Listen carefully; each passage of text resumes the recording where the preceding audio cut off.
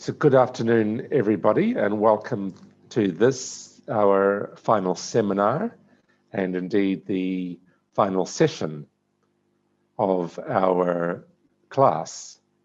So today we are going to conclude with the very special topics that some of you had raised, and I think we still had two to complete. So we're going to do that first, and then we are going to move into a discussion of the two seminar questions, following a brief introduction from me about the subject to which those, or subjects to which those two questions relate. So that's the program for today. So yesterday we still had left over, I think, two questions, and one was from, and I left the, I didn't do it quite in the order in which I'd received the questions, which was my initial intention, but I pushed off till the end the two questions that were cast in quite broad terms because I needed to think a little bit about them. And so question is really, as I understand it, about the approach of IFIs to recruitment. In particular, how is it that they go about ensuring a certain diversity amongst the staff, and in particular, national and gender diversity. And she asks whether the practice at some of the institutions is to have a number of staff on board which is proportionate to the shareholding of the country from which those staff come. And if that is the case, does that lead to situations where perhaps the best staff are not necessarily being recruited? So that's it's a very good question, and it sort of goes to the heart of some of the recruiting challenges that international organizations have. And the reason for that is because there are really two competing forces that are being balanced here. So on the one hand, there is a formal requirement at most institutions, and in fact, the charters of many of the IFIs provide for this, that staff should be recruited based on their technical competence. This is the overriding requirement. Regard can be had to ensuring some reasonable geographic distribution.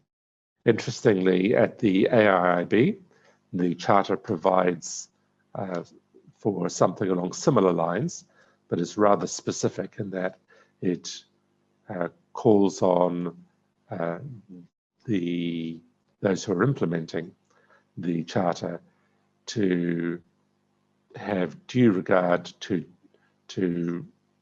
a reasonable geographical distribution among the regional members, not among all members, but among the regional members.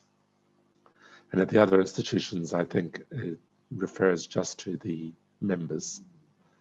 So the overriding requirement then for when hiring staff who then becomes international civil servants is technical competence. So it's merit-based recruitment, but with some regard, reasonably being able to be provided for ensuring some geographic diversity.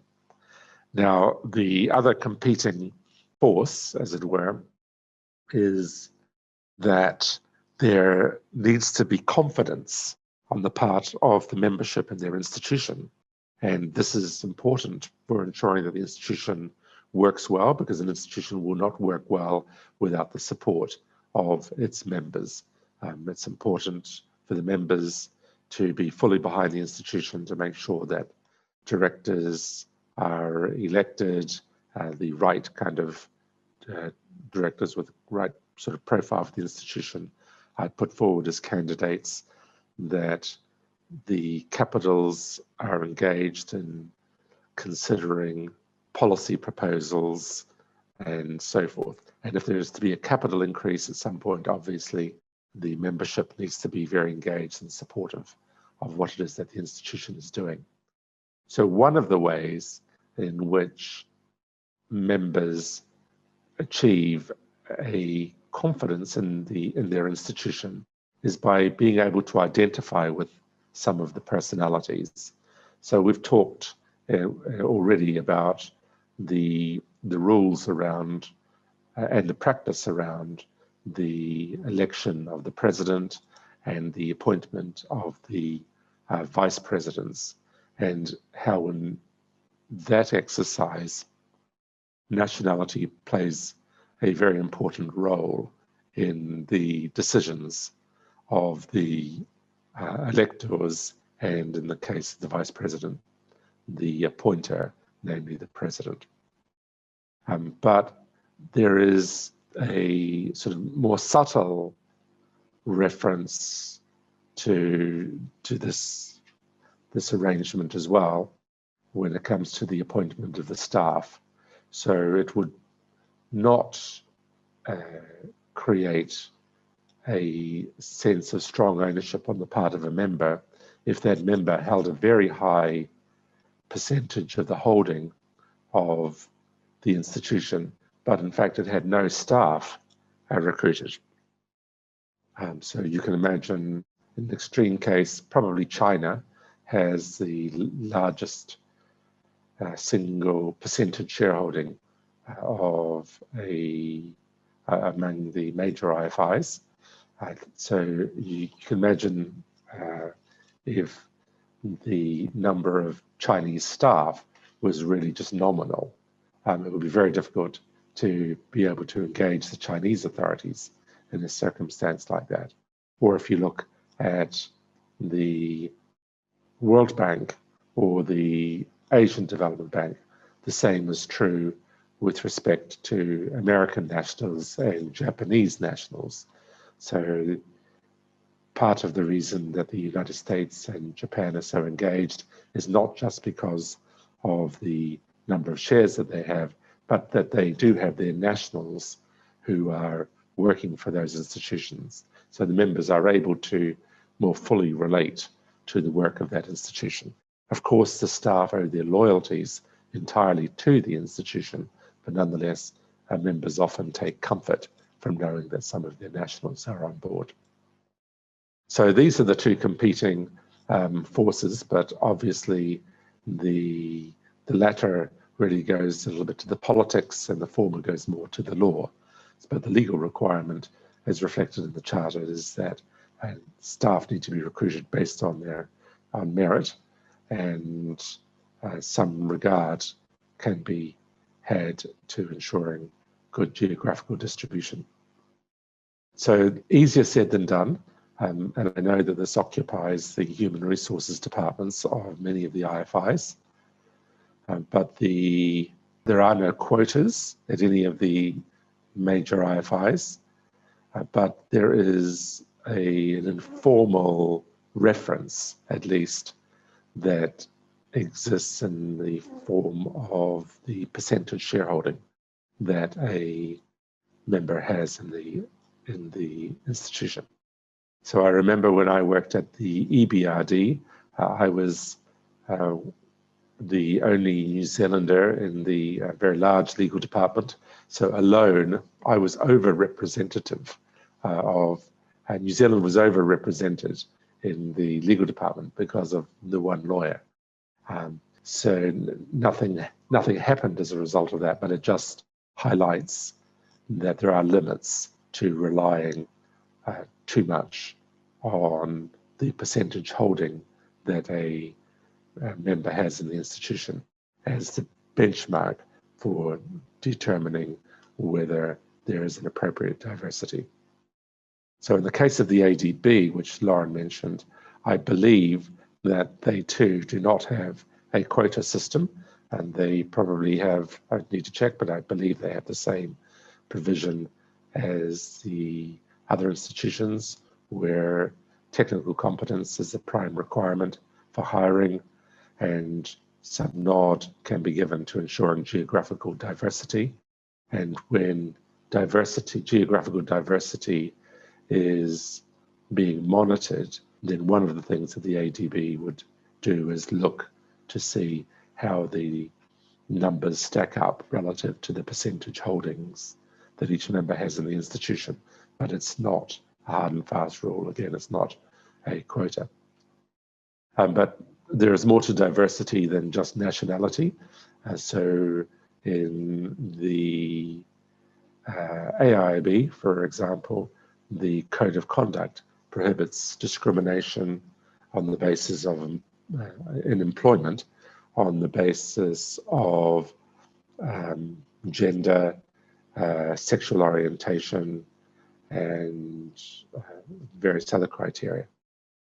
But one that always attracts a lot of attention on the part of the presidents of institutions and also the boards that are overseeing the work of the presidents is the issue of gender. And I think gender diversity is recognized as a very important issue, easier to count.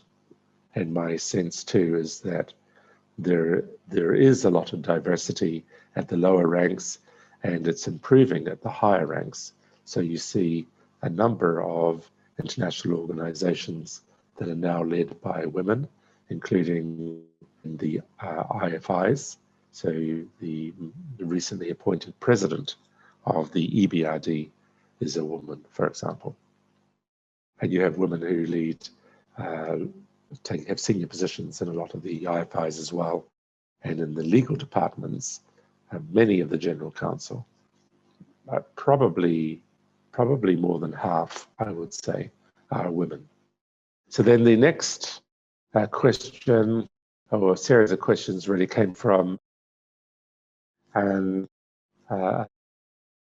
really there were two parts to her questions, but I think that at the heart of it is the issue of which standards inform the policies and practices of international institutions.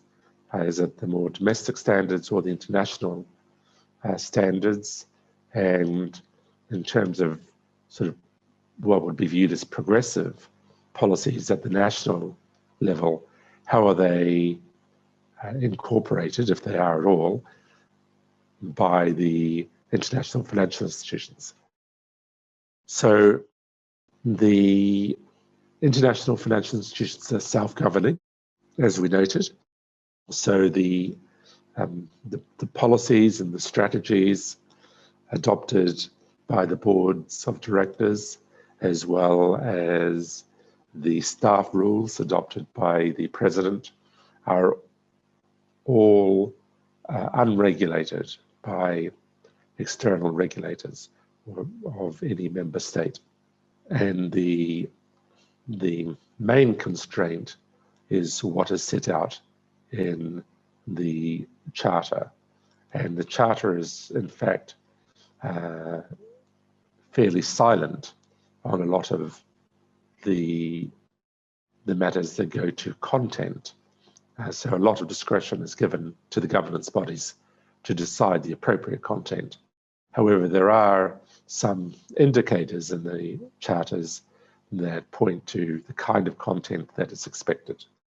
So, for example, we've talked already about the election of the president at the AIIB and how uniquely among IFIs, the basis on which he should be elected, the standards on which he should be elected are actually prescribed in the Charter.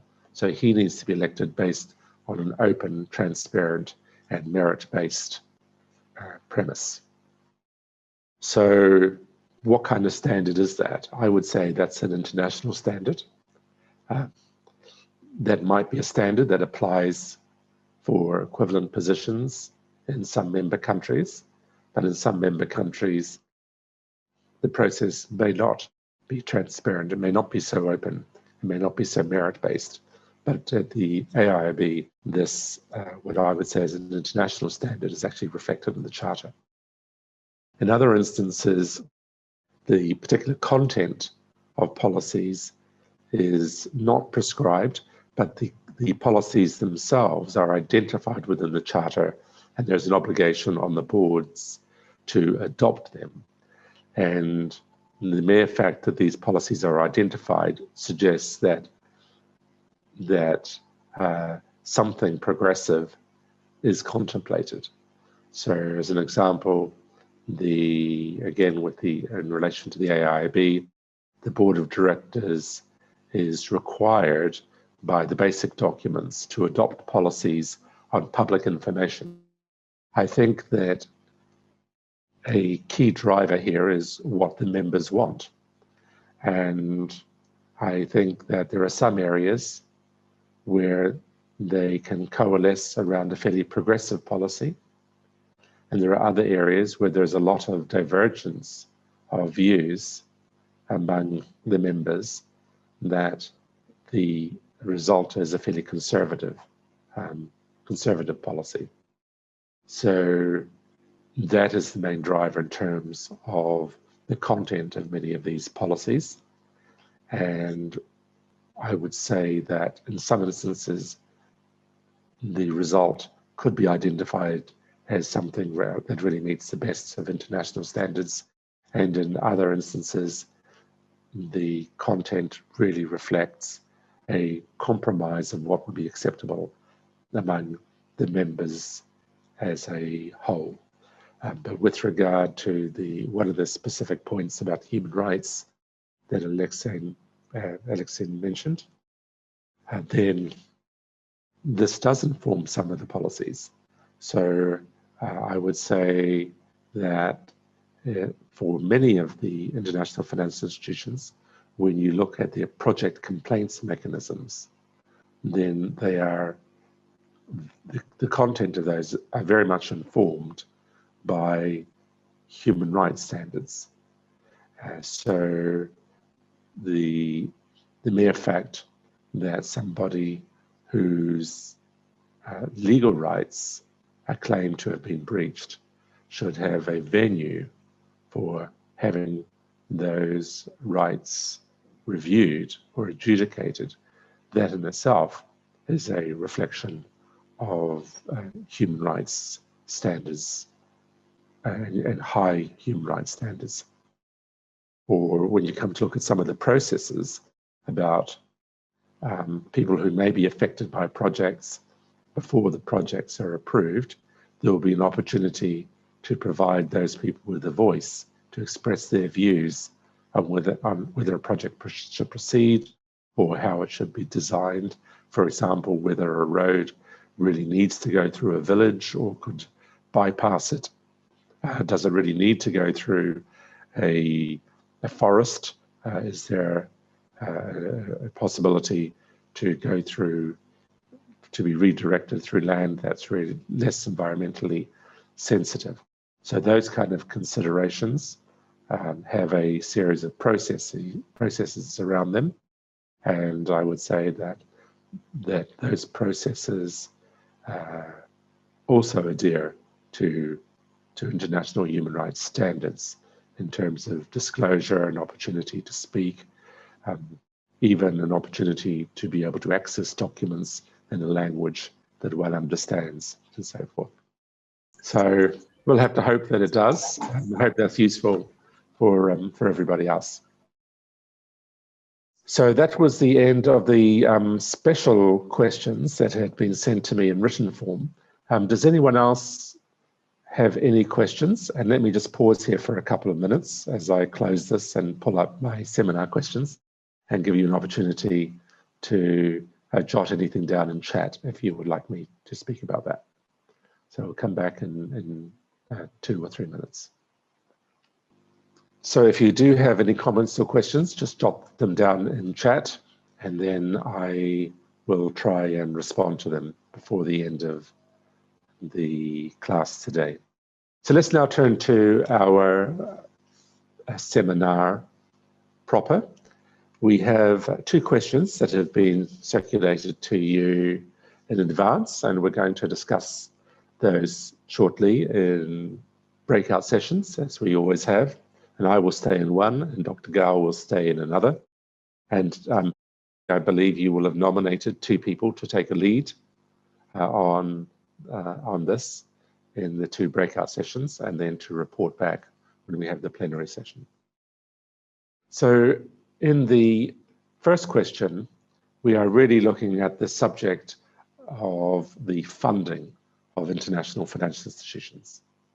So we saw in our lectures that IFIs are typically funded by a combination of paid-in capital, reserves, and borrowing. It's not always the case. For example, the International Fund for Agricultural Development does not have paid-in capital as such. It has members and they make their contributions, but there is there's no capital in that sense. And then reserves are actively accumulated in some institutions in order to avoid having to make capital increases, and also to protect them from difficult times, and also to enable them to expand their activities if needed. And for other institutions, the reserves are always kept fairly slim. And for some institutions, they borrow, and other institutions, they don't.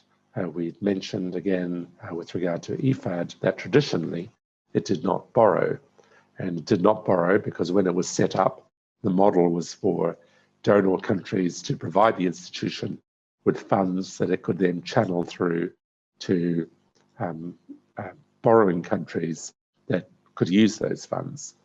But over time, the financing model changed, and the institution does borrow.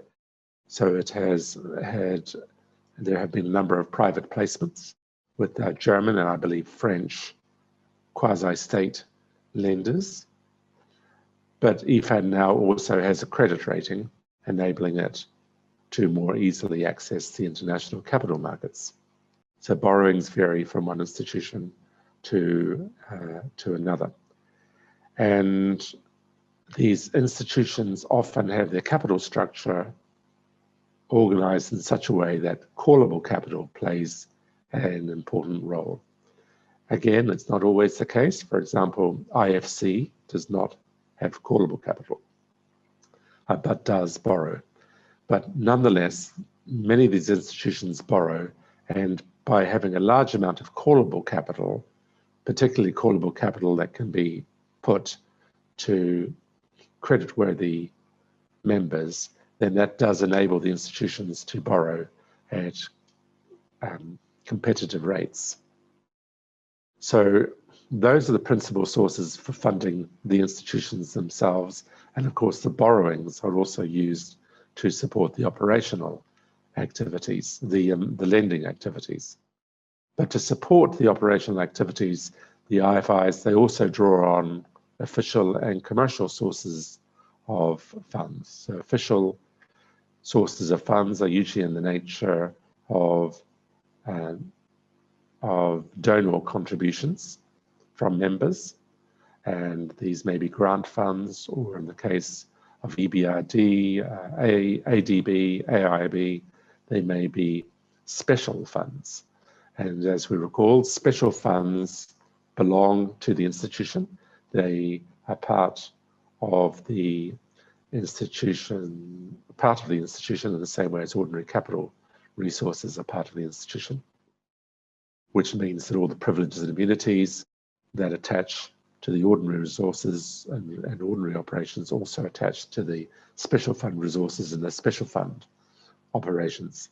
And all of the constraints that are set out in the charter that apply to the bank, to the institution generally, apply equally to both the ordinary capital resources and the special fund resources. But nonetheless, special funds can provide for certain kinds of activity that are viewed as being inappropriate or impermissible in relation to ordinary capital resources. So an example is that in many institutions, ordinary capital resources cannot be used to provide concessionary financing. However, special fund resources could be done to do that. And another source of funding for international financial institutions is from the private sector. And this is particularly important for co-financing projects, including through the use of the AB loan mechanism that we've talked about before, whereby the institution is able to attract commercial financing by sharing with it its preferred creditor status. Now, the second question is about financing for development.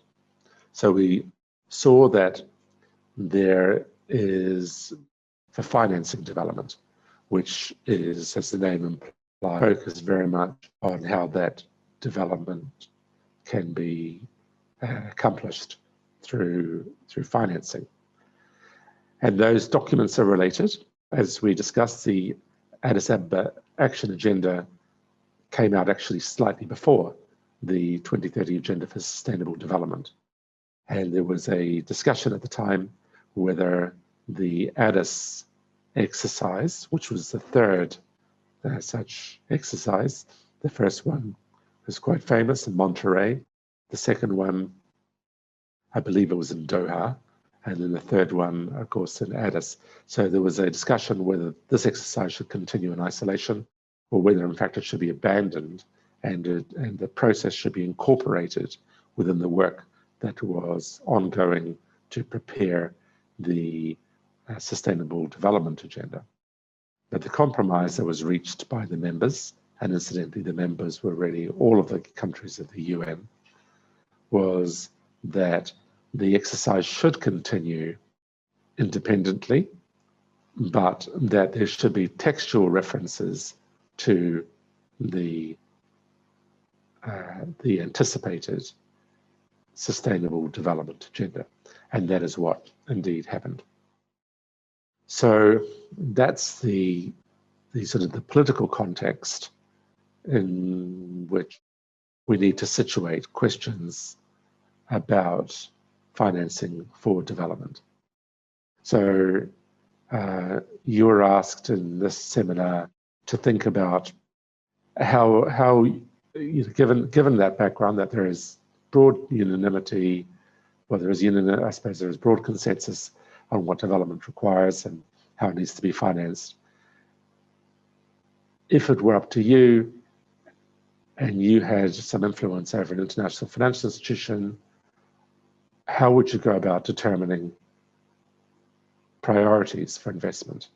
So which countries should you prioritize? Should it be the poorest countries, or should it be all countries, or do you look at also countries that are relatively wealthy but have very poor regions? How do you go about doing that? Not just countries, but also territories. And what about sectors? Do you focus on the infrastructure sector, or is it more, and if so, is it the hard infrastructure, or is it the more soft infrastructure like health and education? Do you move into the social sector? What about financing legal reform? What about financing the arms of the state that ensure that there is going to be security? Should the IFIs get involved in financing the police, for example, or the building of prisons? So one question is what IFIs should get involved with and it shouldn't, but also if you know what they should get involved with, how do you go about prioritizing all of those things?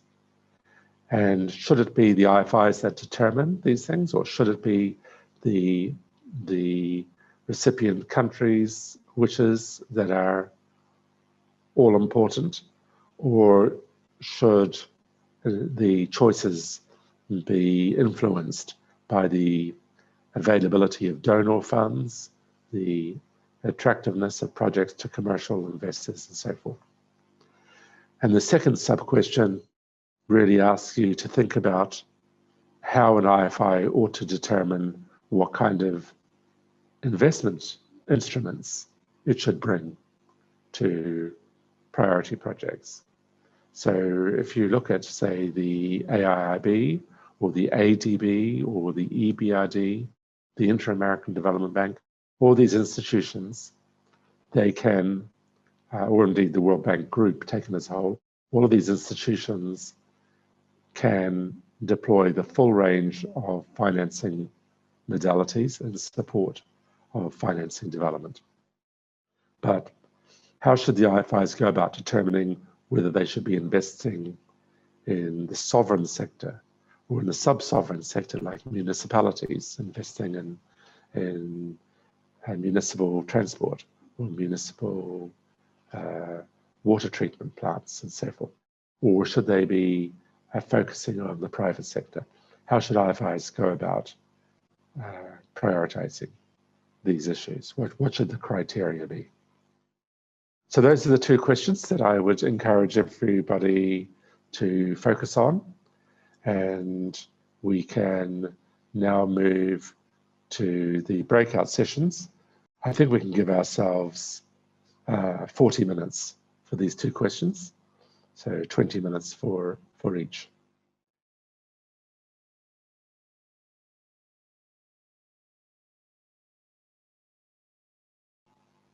So welcome everybody back to the full session. So we had a very interesting discussion in our breakout session, and we led the conversation on the first question. So maybe, and Kenta on the second. Would you like to perhaps talk to the first question or set of questions? Sure. Thank you, Professor.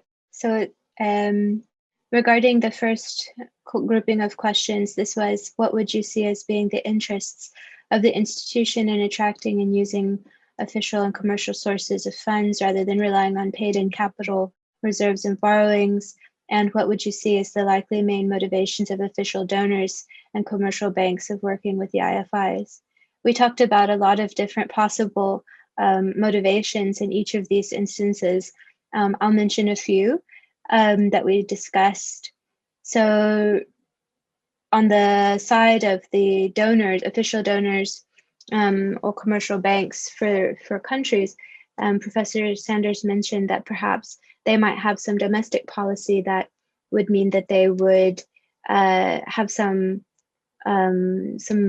development requirement to assess a certain amount of funding to, and perhaps they might want to portion that outside of their domestic interests. They might want to help a country that had, for example, just come out of a war, but they don't know, they wouldn't necessarily know how best to do that just on their own through a bilateral arrangement. And so they might work with an IFI so that their funding of that project, whatever it might be, could be more effective. Similarly, commercial banks would have their own profit margin in their best interest. And so if they have an interest in investing in a country with less stability, it could be that they would feel more confident in approaching that investment in partnership with an IFI or by giving funds to an IFI.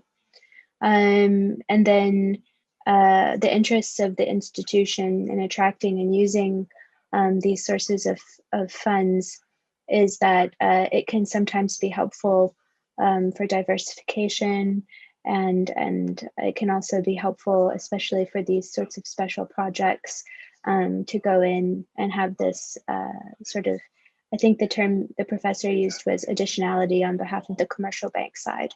And so there were a lot of examples that we raised, but I'll just stop my summary there. Thank you very much. Did you want to add anything to that? And who would like to take the lead for the other group? Our group, about the first question, first discussed about maybe by using this commercial bank, it can, like IFI can reduce a certain degree of repayment or return, because they can through some method like providing expertise or providing other benefits to help in reduce the returnment, and like similarly, maybe it can help for in the interest rate or something else. However, the Professor Gao also talk about that actually in considering this borrowing issue, we also should consider that there are two main two types of there are two types. The first one is capital cash, and is cash, and second one is callable capital. And for the first one, is kind of more desirable for IFIs because it's cash, but in certain degree, that's a lot of country will not just lend your cash. Instead, they provide like a promise or guarantees that will pay this part of money afterward. So a lot of country will use global capital. So cohowever, this kind of form maybe will encounter some difficulties, especially when it comes to crisis or other issue. But lending for commercial banks, IFIs can use this guarantee or trust, so they can, for example, if they want to buy $100 of share, they can only use $20 of cash, which can save a lot of money. So in that, it can earn a lot of benefit or interest in this field. And to the second, the sub questions, we thought about two main. We thought about three main fields. The first one is they can, if they lend the commercial bank lend the money in for this time, so maybe they probably have the leverage, like they can have the negotiate power in the future. Like we lended you money before, so maybe when it comes to crisis or other emergency in the future, they can have more financial assistance in the future. And the other aspect is probably IFIs can provide like expertise or professional knowledge to teach them how to do the financial operation in this field. And this is second part. And the third part is maybe cooperate with international financial system can help them grow in reputation, or they can use this merit to attract more private sector further. So this is basically the first question. I will thank you. Thank you very much. Is there anyone else from the same group that would like to contribute or add to the comment just made? If not, maybe I can invite Dr. Gao to share any thoughts that he may have on the first question. Thank you, Gerard. I just clarified a little bit the difference between callable capital and paid-in capital, and the different purposes of these two categories of capital. But I think my team's coordinator has done a great job summarizing the discussion. So probably nothing more to add. Thank you very much. Anyone else who would like to make a comment on this question before we move to the next one? Okay, so let's take the second question then. And in our group, led the discussion, so over to you. Okay, so as for the decision on the priority of the country, so yes, we discussed the notion of the graduation from the category of the IFI target. So many IFIs such as so many institutions such as World Bank has graduation notion. So because of the limits of funds, and so depending on the certain level of development, and also so which country to invest in is determined by the whether or not the intervention in that country is successful or not. However, AIB does not have such the notion of graduation, and AIB can concentrate on each country, and AIB doesn't have to consider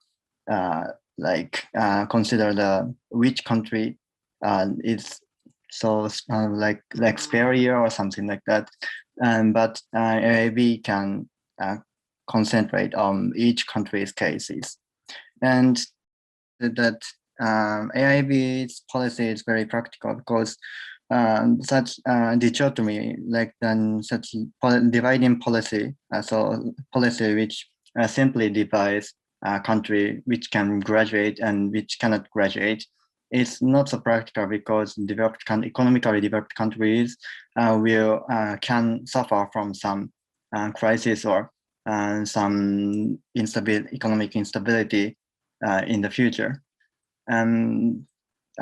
So dividing policy into two categories may not be so practical.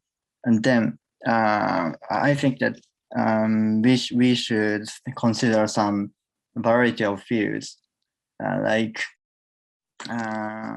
in terms of some GDP, some countries are sufficiently developed and some countries are not.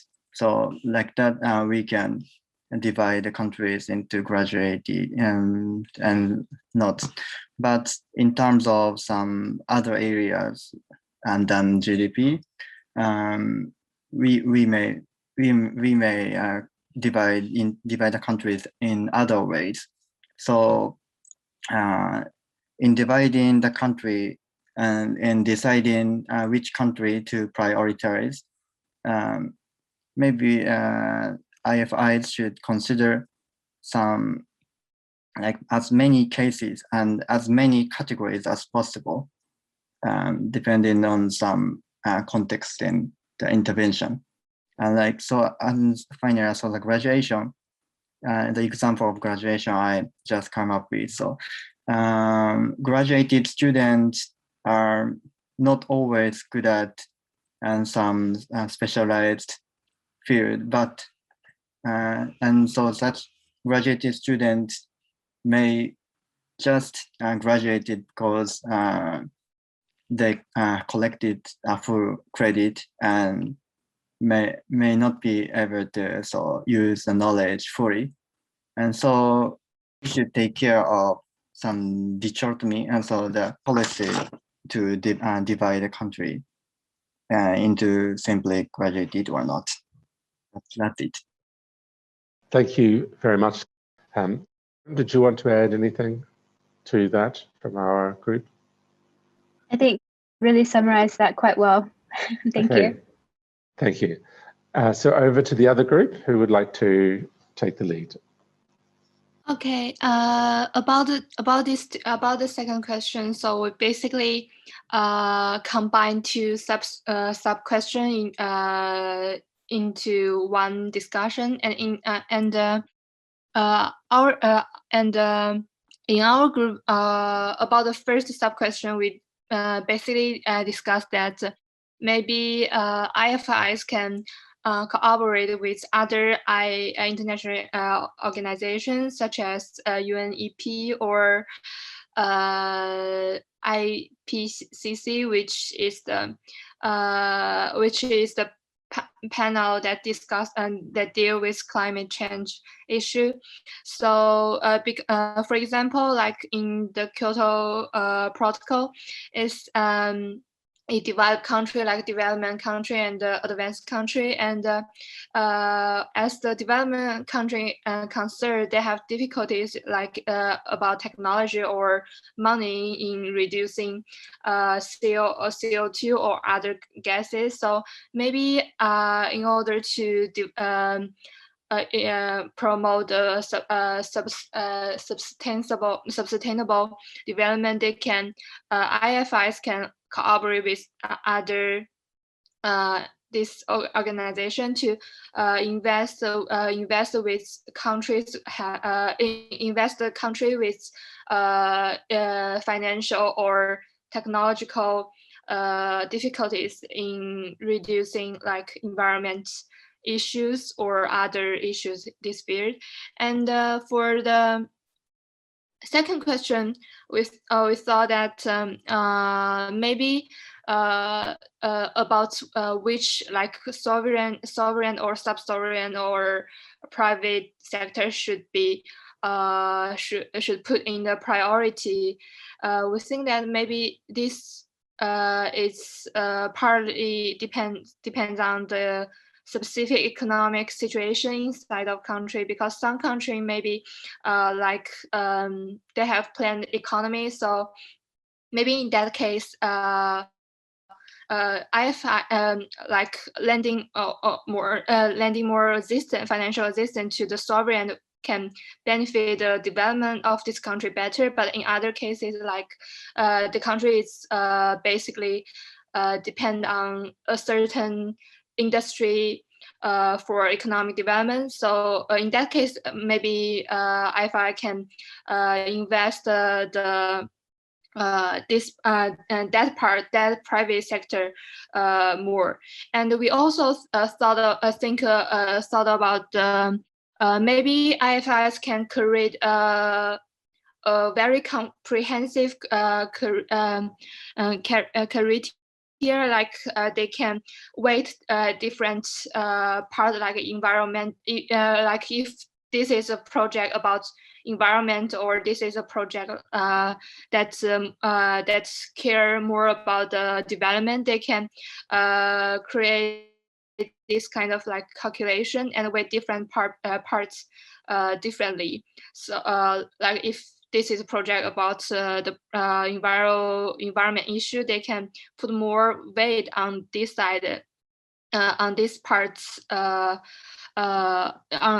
this part. So in that way, they IFI can evaluate all aspects other than just economic aspect. And add to this, Professor Gao also talk about that in like IFIs, when a country come to us, come to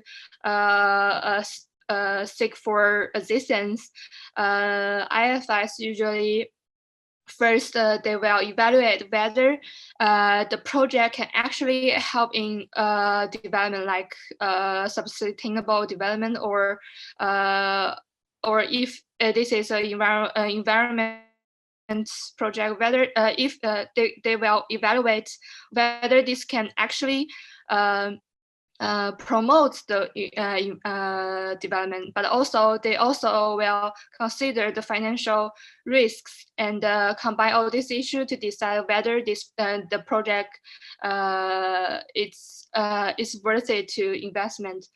So to invest. So yes, these are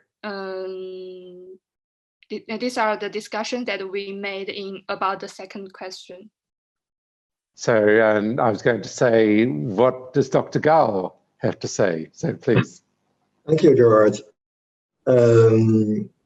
Maybe just to clarify a little bit the different approaches to low-income countries and those relatively rich borrowing countries. So for low-income countries, who apparently are always the priority for development banks because they are low-income and poor countries, So these countries are too poor to afford the ordinary terms of IFIs lending. They have no money to repay, they cannot afford the very high interest rate, relatively high interest rate, which are market-based. So for those countries, they would receive cheap, or what we call concessional financial resources. And sometimes they just receive purely grants. They don't have to repay anything, just the free money.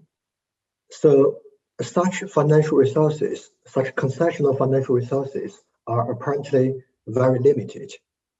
So the allocation of such resources must be very careful. So many banks which provide concessional lending, concessional assistance to low-income countries have developed a particular allocation system.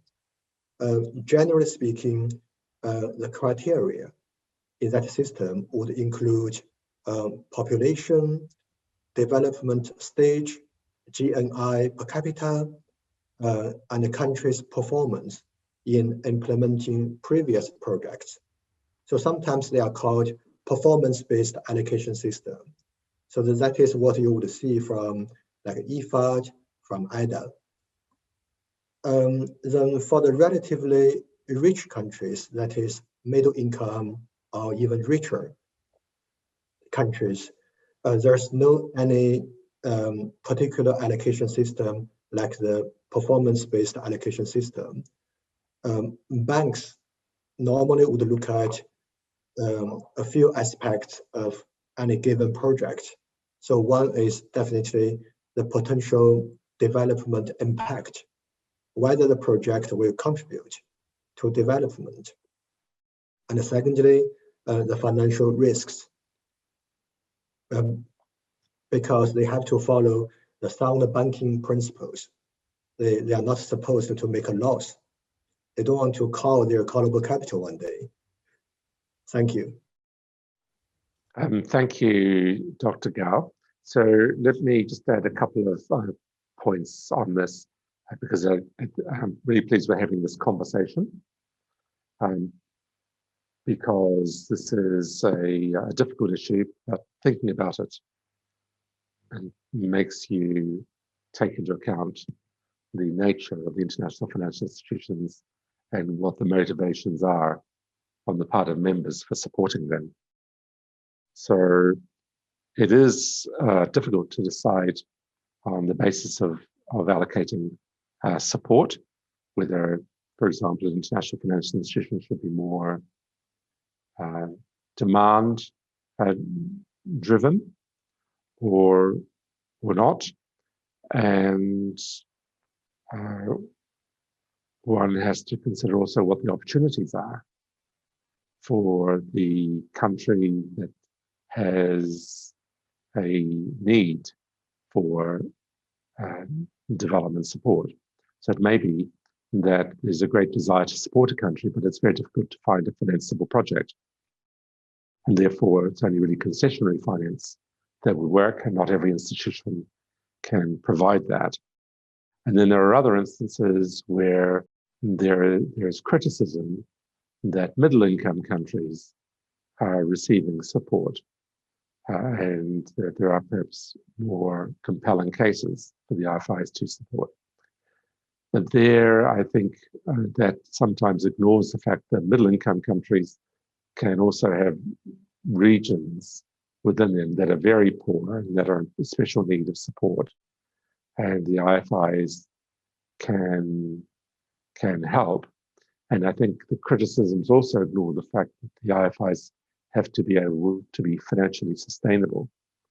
So if you look at IFAD, for example, then even though IFAD is focused very much on the poorest countries and the poorest rural communities within those countries, it still provides finance to middle-income countries such as China and India. But it does that partly because it is these are safe investments and a reasonable return can be earned by the institution. So this is another consideration. If an institution is financing only highly risky projects in the poorest countries, then it may turn out that the institution is not sustainable. And it may become overly reliant on seeking capital replenishments from its members.